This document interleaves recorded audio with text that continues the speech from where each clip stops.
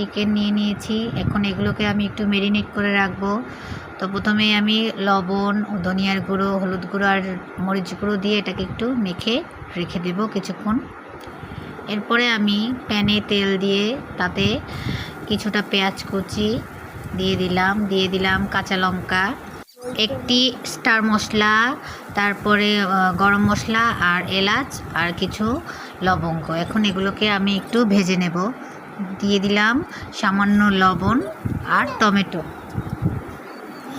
একটু হলুদ গুঁড়ো দিয়ে এগুলোকে একটু আমি ভেজে নেব।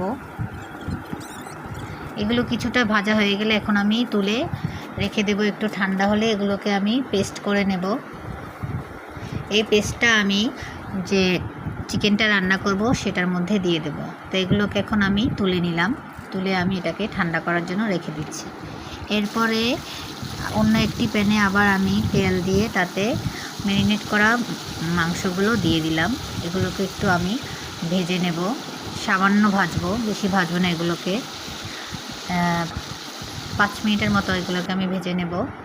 তো ভাজা হয়ে গেছে। এখন আমি ওই তেলের ভিতরে কিছুটা ঘি দিয়ে দিয়েছি। এখন কিছু পেঁয়াজ কুচি দিয়ে দিলাম।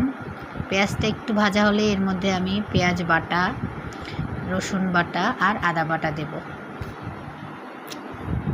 রসুন কেউ দেয়, রসুন তো দেয়।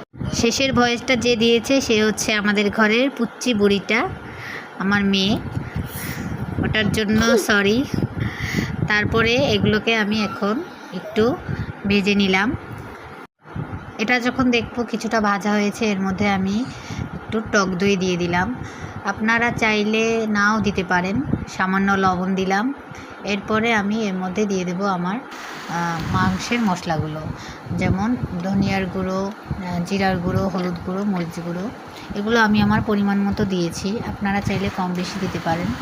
একটু গরম মশলার গুঁড়োও দেবো। এখন আমি মশলাগুলোকে ভালোভাবে একটু কষিয়ে নিচ্ছি। এগুলো কিছুটা কষানো হলে এর মধ্যে আমি টমেটোর যে পেস্টটা করেছিলাম ওটাও দিয়ে দেব। টমেটোর পেস্টটা আমি পুরোটা দিয়ে দিয়েছিলাম, আপনারা চাইলে এটা একটু কমিয়ে বাড়িয়ে দিতে পারেন। তো এরপরে আমি ওই মশলাটা দিয়ে কিছুক্ষণ কষিয়ে তারপরে যে মাংসগুলো ভেজে রেখেছিলাম ওগুলোকেও দিয়ে দিলাম। এখন আমি মাংসটা পুরোপুরি কষাবো। যখন দেখবো এটার থেকে তেল উঠে এসেছে দেন আমি এর মধ্যে জল দিয়ে দেব। ততক্ষণ পর্যন্ত আমি মাংসটা কষাতে থাকি আর মাঝে মাঝে এটাকে ঢাকনা দিয়ে দেব। মাংসটা আমার কষানো হয়ে গেছে। এখন আমি এর মধ্যে সামান্য জল দিয়ে দিয়েছি। এটাকে আমি বেশি ঝোল ঝোল করব না, কিছুটা গ্রেভি টাইপের